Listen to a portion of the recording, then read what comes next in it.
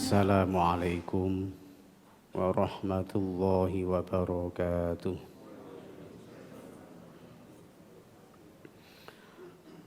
Alhamdulillahi rabbil alamin. Wa bihi nasta'inu ala umurid dunya waddin. Wassalatu wassalamu ala asyrafil anbiya'i wal mursalin.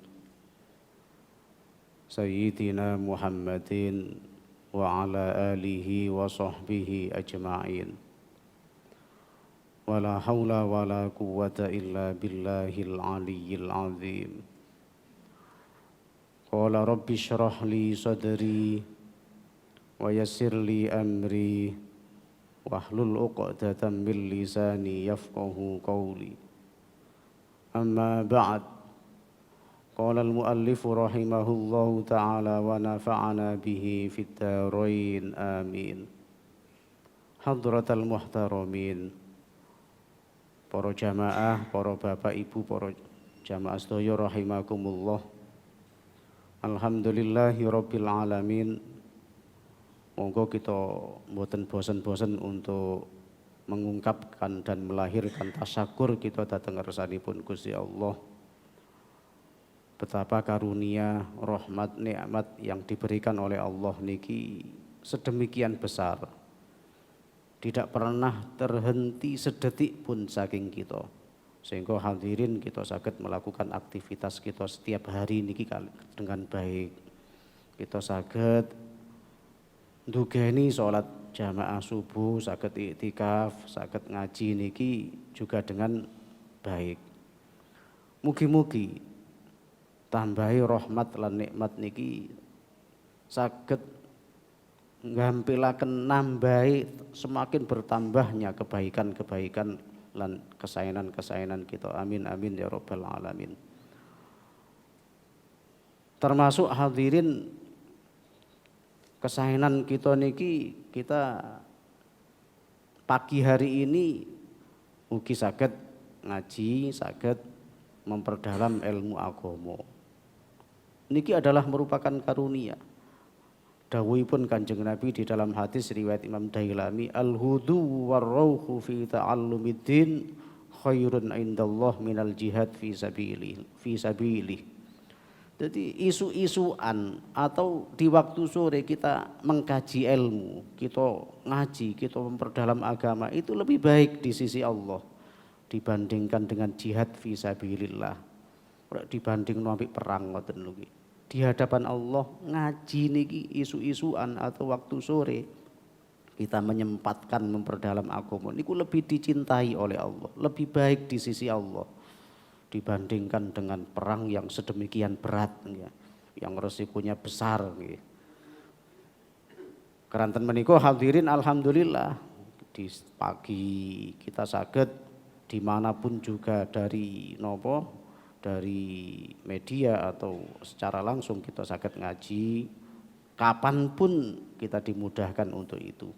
Sholawat serta salam mugia tercurahkan datang junjungan kita baginda Rasulullah sallallahu alaihi wasallam. Hadirin rahimakumullah, bahasan kita sak mangke babul amri bil ma'ruf wan nahyi 'anil munkar. Babul amri utawi iki iku bab kang nerangaken amar ma'ruf wan nahyi lan ngelarang anil mungkari saking kemungkaran. Jadi satu bab yang menerangkan tentang amar ma'ruf nahi mungkar. Qala dawu sapa Allah taala, Gusti Allah taala, wal mu'minuna wal mu'minatu ba'duhum awliya'u ba'd ya'muruna bil ma'ruf wa yanhauna 'anil munkar. Wal mu'minuna lan utawi wong-wong mukmin lanang, wal mu'minatu lan wong-wong mukmin wadon, ba'duhum utawi setengah mukminuna wal mukminat iku auliya'u ba'd, sebagai penolong lintune. Ya'muruna kang perintah sapa mukminuna wal mukminat bil ma'rufi kelawan kesaenan, wayan hauna lan ngelarang mencegah anil mungkari saking kemungkaran. Jadi Gusti Allah niki njelasaken bilih wong mukmin kuwabeh nggih, lanang wadon sedaya niku adalah merupakan penolong terhadap sebagian yang lain.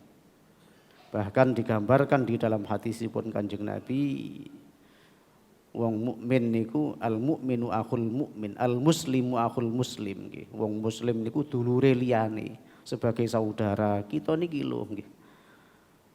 Mboten napa kita niki mesti gak seneng ketika orang lain itu jelek, ketika orang lain itu ndak selamat nggih. Wong dulur kita dewi, kita juga memikirkan bagaimana kondisi mereka, bagaimana keselamatan mereka. Sehingga rek ana wong elek niki lho, kita niki lho mboten napa mboten dijarno ngoten tok, tapi bagaimana untuk menyelamatkan mereka. Sebab kita menjadi penolong yang lain. Lah sebagai bentuk pertolongan itu ya'muruna bil ma'ruf, rek ana wong durung lakoni apik, ya dijak. Ajak-ajak ngelakoni sing sae. Ketika ada orang yang melakukan kemungkaran, ya kita cegah, kita larang, kita hindarkan mereka.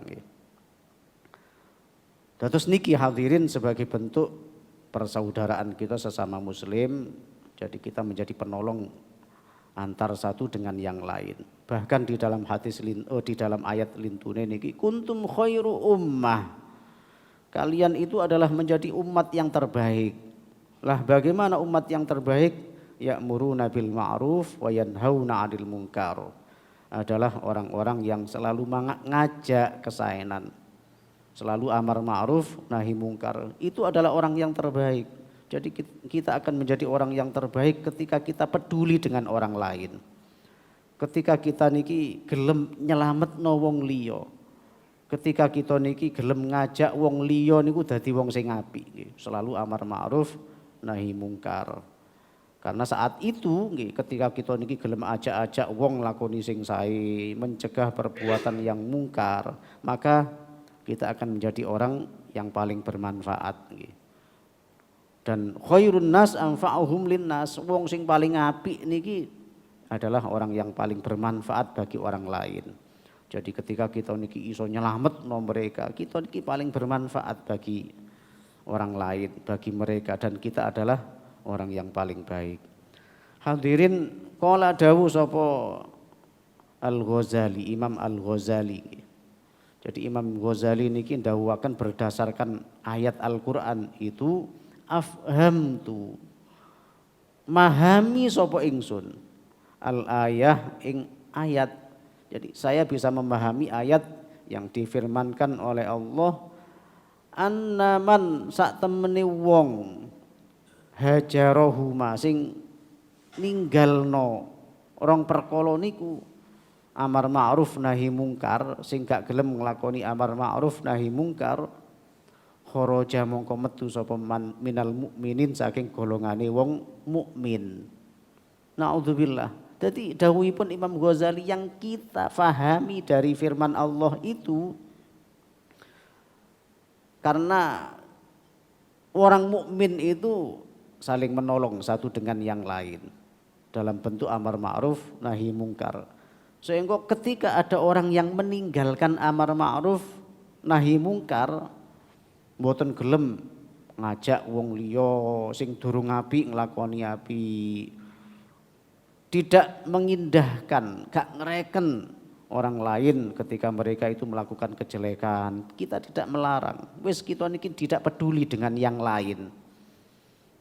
Mboten gelem nglakoni amar ma'ruf nahi mungkar, maka dawuhipun Imam Ghazali, orang itu telah keluar dari golongan orang mukmin. Tidak bisa dikatakan sebagai wong mukmin. Jadi wis dawuhipun Imam Ghazali wis gak mukmin meneh rek ana wong gak gelem amar ma'ruf nahi mungkar. Wa qala lan ngendika sapa Al-Qurtubi, Imam Qurtubi. Imam Qurtubi niki mengatakan ja'alahuma dadekno huma ing amar ma'ruf nahi mungkar sapa Allah Gusti Allah farqon ing pembeda bainal mukminin antarane wong mukmin wal munafikin lan wong munafik. Jadi bahkan Imam Qurtubi niki mengatakan Allah menjadikan amar ma'ruf nahi mungkar itu sebagai pembeda antara orang mukmin dan orang munafik. Ora ono wong sik gelem amar ma'ruf nahi mungkar berarti dia itu masih dikatakan orang mukmin. Tapi rek ono wong wis gak peduli meneh kali liyane nggih. Wis gak ngreken. Bah wong niku nglakoni ibadah, nglakoni api apa gak urusanku. Bah wong nglakoni maksiat, kemungkaran, aku gak ngreken, gak peduli. Lah, jadi ketika itu maka kita menjadi orang-orang yang munafik. Jadi beda nih wong mukmin kali wong munafik niku nggih adalah amar ma'ruf nahi mungkar nggih. Jadi ketika sik nglakoni amar ma'ruf nahi mungkar berarti wong mukmin. Tapi rek wis gak gelem, gak peduli, berarti dia termasuk golongan orang-orang munafik nggih. Terus niki yang disampaikan oleh Imam Qurtubi. Wa akhrajalan ngetokake sapa Muslimun Imam Muslim. An Abi Sa'id saking sahabat Abi Sa'id Al-Khudri radhiyallahu an. Kala ngendika sapa Abu Sa'id Al-Khudri, sami tu ngrungu sapa ingsun Rasulullah sallallahu alaihi wasallam yaqul dawuh sapa Kanjeng Nabi. Dawuhipun Kanjeng Nabi man utawi sapane wong iku ro'a ningali sapa man mingkum saking sira kabeh mungkaron ing kemungkaran falyughayyirhu maka mongko becik ngrubah sapa manhu ing man biyadihi kelawan tangane. Fa illam yastati mongko lamun ora kuwasa sapa man kelawan tangane fa bilisanihi mongko kelawan lesane. Fa illam yastati mongko lamun ora kuwasa sapa man fa biqalbihi mongko kelawan atine. Wa dzalika lan utawi mengkono iku ingkar dengan hatinya iku adhaful iman sing paling lemah. Hadirin, Kanjeng Nabi niki ndhawuhaken sebagai bentuk kewajiban kita terhadap lingkungan, terhadap orang lain, terhadap sesama muslim, sehingga ketika kita melihat kemungkaran di antara kita,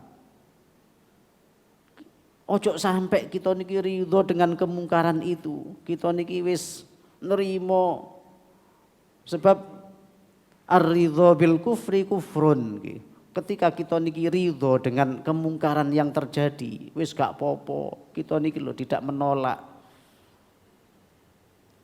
Maka itu adalah merupakan bentuk kekufuran. Walaupun kita niki loh gak melok nglakoni, tapi tetap kita oleh dosa. Ketika kita tidak menghiraukan, ketika kita niki mboten ingkar, tidak menolak kemungkaran yang terjadi itu, kita ridho dengan kemungkaran yang terjadi, wis gak apa-apa nafsi, wis urusan dewe-dewe, masih wong iku nglakoni ngono, wis urusane, kita tidak ada kepedulian sama sekali. Walaupun kita niki lho mboten melok nglakoni, tapi tetap kita niki oleh dosa. Sebagai bentuk ridho, kita niki ridho dengan kemungkaran yang terjadi. Sehingga ada kewajiban bagi kita ketika kita melihat kemungkaran terjadi, maka rubah kemungkaran itu. Hentikan kemungkaran itu dengan tangan kita. Rek kita niki enggak ada kekuasaan, enggak ada wewenang ngaten nggih. Kita niki termasuk tiang sing memiliki wilayah di situ nggih. Maka hentikan kemungkaran itu dengan tangan kita, dengan kekuasaan kita, dengan wewenang kita. Wong panjene kita niki duwe wewenang nggih. Kita mungkin ditutup tempat itu. Rek wong sing duwe wewenang, sing duwe kekuasaan, sing duwe wilayah nutup niki lho saged wong panjene wewenangi.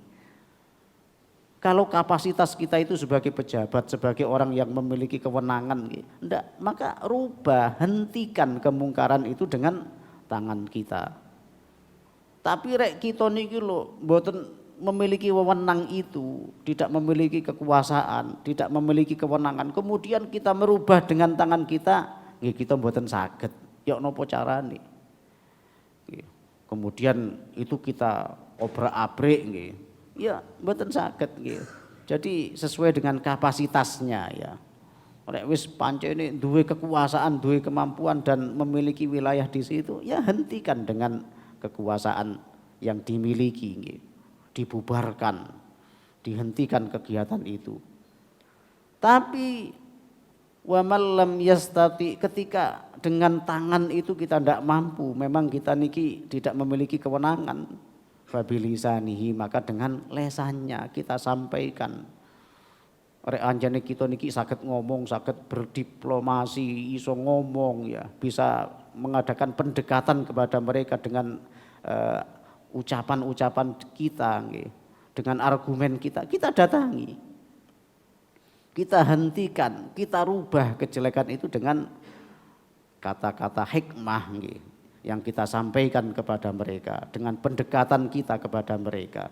Yang jelas kewajiban bagi kita untuk menghentikan itu, untuk merubah kejelekan itu. Ketika dengan lesan pun kita tidak mampu, kita niki gak iso berdiplomasi, berargumentasi, ngejak ngomong dengan pendekatan itu kita tidak bisa. Fabiqolbihi, maka dengan hatinya. Nopo dengan hati niki? Hati kita niki ingkar dengan kemungkaran yang terjadi itu, dengan kemaksiatan yang terjadi itu, hati kita niki nolak. Ya Allah, niki dosa ya Allah.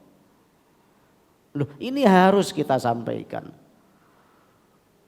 Kenapa? Sebab ketika hati kita niki loh gak nolak, berarti hati kita niki ridho. Seperti yang saya sampaikan kalau wau.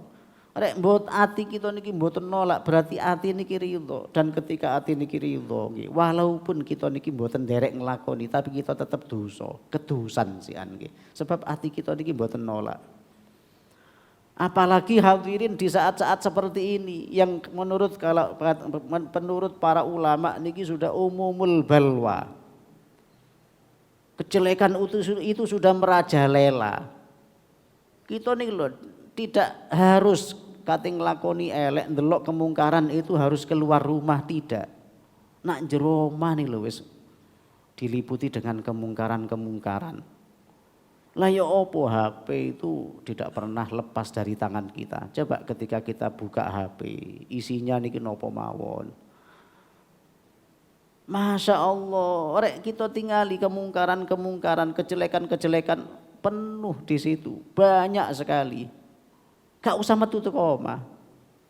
Ketika kita mengakses TV, membuka, nyetel TV, ya sudah isinya seperti itu. Lah artinya hadirin untuk bisa melihat kemungkaran itu tidak harus keluar rumah, tidak harus di luar, di rumah pun juga seperti itu. Lah ketika kita niki lho ridho, seneng dengan tayangan seperti itu, dengan berita-berita yang beredar seperti itu, tidak ada sanggahan sama sekali, tidak ada penolakan sama sekali, berarti hati niki ridho. Dan ar-ridho bil kufri kufrun, ridho dengan kekufuran itu berarti kita kufur, ridho dengan kemaksiatan itu berarti kita oleh maksiat, oleh dosoni.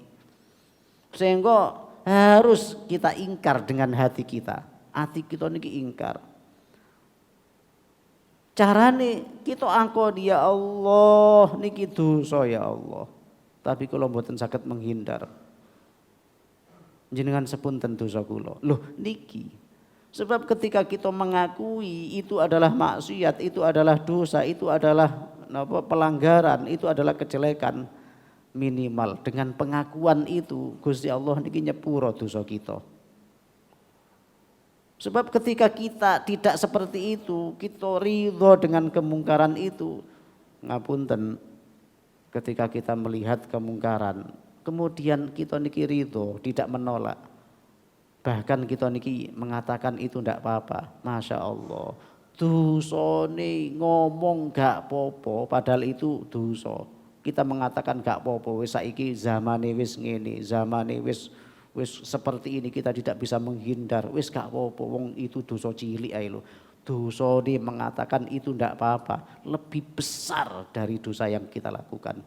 Niki yang disampaikan para ulama. Sehingga ada kewajiban kita ingkar di dalam hati. Kita ngakoni, ya Allah niki dosa ya Allah, tapi kalau mboten saged menghindar. Loh, dengan pengakuan itu Gusti Allah niku akan mengampuni dosa-dosa kita.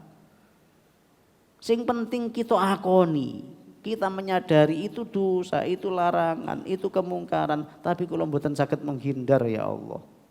Mosok metu teko omah kemudian kita melaku niku lho merem, ya ndak mungkin.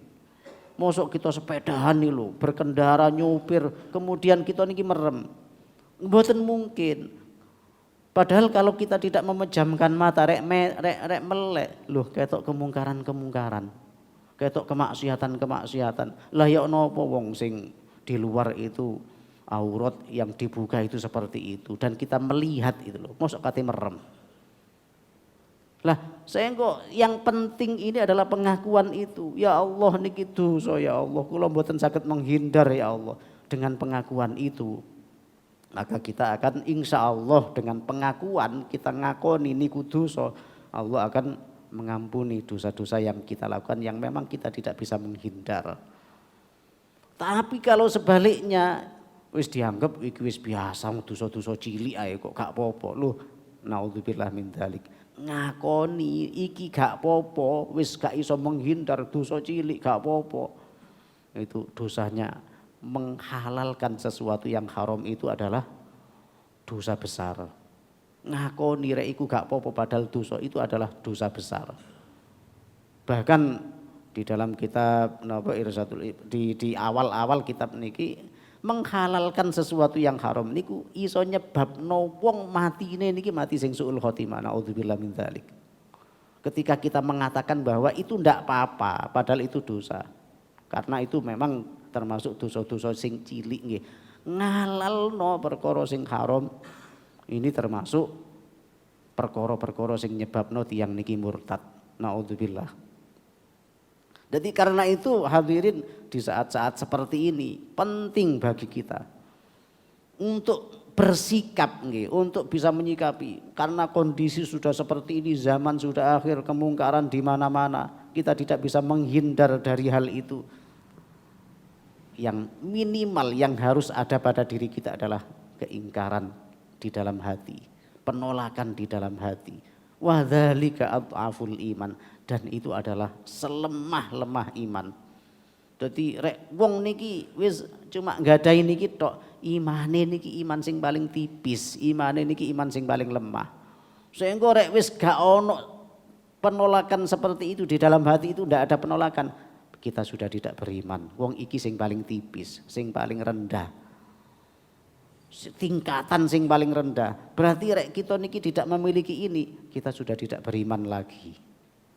Ketika ada kemungkaran terjadi dan kita itu tidak ingkar di dalam hati kita, naudzubillah, berarti kita sudah tidak dikatakan orang yang beriman.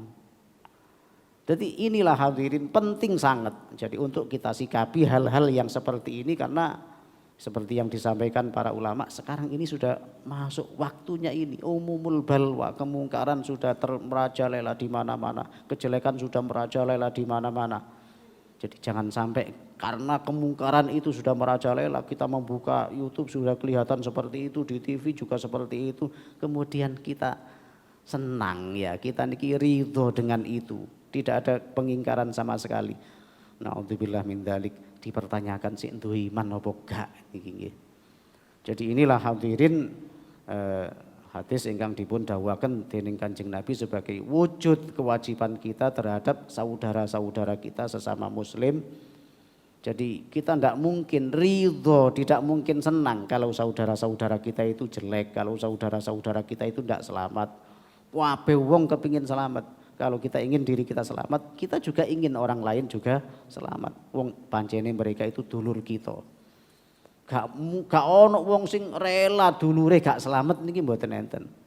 Jadi kita niki kepingin kita niki selamat dan dulur-dulur kita kabeh niki ya padha selamat kabeh nggih. Dados hadirin, ini satu hadis ingkang dipun dawuhaken dening Kanjeng Nabi, dan untuk berikutnya masih ada hadis-hadis yang lain yang napa perlu kita pahami untuk napa kepedulian kita untuk kebaikan keimanan kita di hadapan di sisi Allah nggih. Mungkin itu ingkang kita pelajari, ingkang kita kaji di pagi hari ini, dan seperti biasa barangkali nggih wonten ing dipun tangletaken dipersilakan. Oh nggih, monggo. Nggih, Masya Allah, nggih. Sebagai seorang guru niki panjene nggih ngajari lare nggih, dan memang itu menjadi kewajibannya. Lah keranten zamane sakniki wis memang wis koyok ngeten, zaman wis maju koyok ngeten, sehingga kadang-kadang batasan-batasan untuk ndolek ilmu, untuk sekolah itu wis napa sudah bebas ngoten lho nggih. Dan juga wong tua nih lho ngapunten sakniki lho mboten pati napa nggih enggak ada kemampuan untuk ngarahno. Kadang-kadang niku wis apa jari anake. Zaman sakniki niki ngoten, sekolah nak ndi niku lho kadang-kadang wong tua ngarahno malah kurang serius, malah gak temen, panjene duduk pilihane ngoten lho nggih. Sehingga wong tua niki nuruti anak nak ndi dituruti. Tujuane nggih niku kepengin sukses, kepengin iso semangat anake. Lah sehingga atau sing sakniki niki kanca. Dadi ajakan kanca niki luwe napa? Luwe mantep, luwe disenengi, luwe dipercaya nggih daripada wong tua. Koncone niki lho, kanca ra ketik sekolah nak ndi mesti melok. Sekolah nak ndi mesti melok. Jadi makane hadirin niki nggih leres ini adalah kewajiban kita. Ngarahno anak-anak kita untuk pendidikan niki sing sae. Sekolah niki sing sae. Memang tujuannya niki sekolah nak ndiae apik wong panjene ndolek ilmu, wong panjene belajar nggih. Tapi tetap pembiasaan setiap hari itu akan menjadi perilaku, akan menjadi napa perilakunya. Lah ketika ngapunten sekolah ini niki bukan di lembaga-lembaga Islam, tapi di lembaga-lembaga yang non muslim ya. Sekolah ini di sekolah wong kafir. Jelas pembiasaan setiap hari itu akan kan bendino berdoa dan wis pokoknya pembiasaan-pembiasaan yang ditanamkan itu ya pembiasaan mereka, dan ketika itu sering dilakukan mesti ada pengaruh terhadap agamanya, itu mesti. Ngapunten, saya pernah mendengarkan nggih. Yai subhanallah di Malang itu loh nggih, ada seorang ustadz ceramah nak ndi. Lah ketika sakit niki kok kebetulan dibawa tenggone rumah sakit Kristen, ke rumah sakit sing mboten umum ngoten lho nggih. Dan pada teng kamarin mesti ono salibe, mesti ono ngoten nih. Lah pada saat dia nazak niku ya, naudzubillah min dzalik. Jadi akhirnya matine niki mati yang suul khotimah. Dan ini sing nyampekno niku kiai, dan niku ngertos napa tahu ngoten lho nggih kejadian itu. Jadi akhirnya wafate niki wafat dalam keadaan suul khotimah. Gara-gara yo kebetulan lorone niki dibawa teng ngriku, dan pada saat-saat nazak itu sing didelok simbol-simbol Kristen niku, dan pada akhirnya wafatin niki wafat sing suul khotimah. Lah niki kan bahaya niki.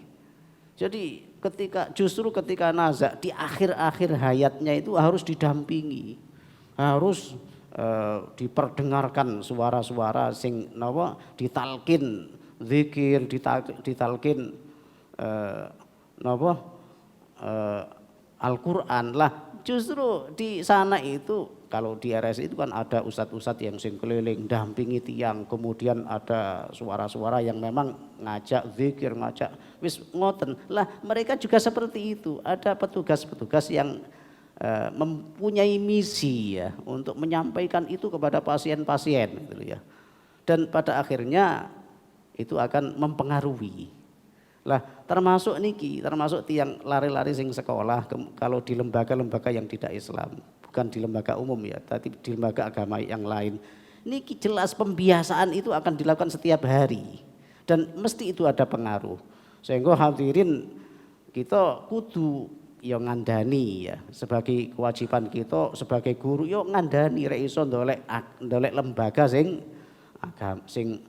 agamis minimal gantine nak pondok untuk ke depan niku agamane cek sampun biar bagus biar sempurna. Tapi ketika mboten gelem kewajiban kita niki sudah kita lakukan. Cara dosa ngoten kita pun mboten dosa. Kenapa? Sebab kita sudah mengarahkan. Wis ngandani. Kalau kita tidak peduli wis sak karepmu, nak dia sak karepmu wong iku lho, wong apa? Karep-karepmu dhewe, sing bayar ya awakmu dhewe, sing biayai wong tuamu sak karepmu. Lah kita tidak punya kepedulian. Kalau seperti ini kita sik duwe tanggung jawab nggih. Ninggalno tanggung jawab sik duwe napa beban, sik dosa niku nggih.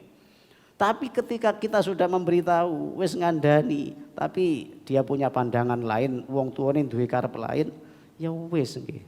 Kita tidak memiliki kemampuan apa-apa.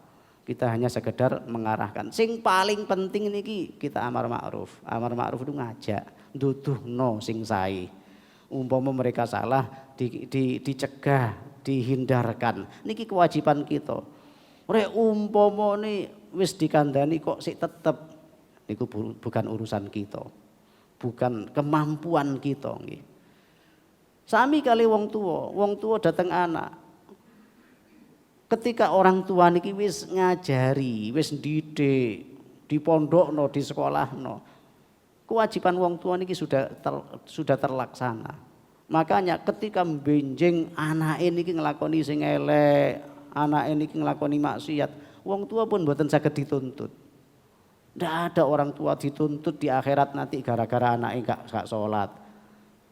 Kalau orang tua sudah ngajari, ya wis urusane anake dhewe. Ndak ada orang tua niki ndadekno anake apik niki mboten enten. Kalau ikhtiar mengupayakan iya, tapi apik elek niki Gusti Allah sing nakdirno. Ojo kita wong nabi ayo anake ana sing kafir ngoten lho nggih. Dadi sing wajib niku kita ngandani, kita ngarahno. Niku sing wajib. Ketika sudah kita arahkan, kita sudah perintah, ketika kita sudah kita arahkan, kok yosik terus, niki bukan urusan kita. Dados kula kinten ngoten nggih, sing penting kita niki ngandani nggih. Hadirin mungkin ini ingkang kita kaji di pagi hari ini, mugi-mugi kita keluarga kita, anak-anak kita sedaya dipun selametaken dening Gusti Allah, dipun paringi iman sing kokoh ngantos akhir hayat kita niki kita dijogo imane wafat husnul khotimah.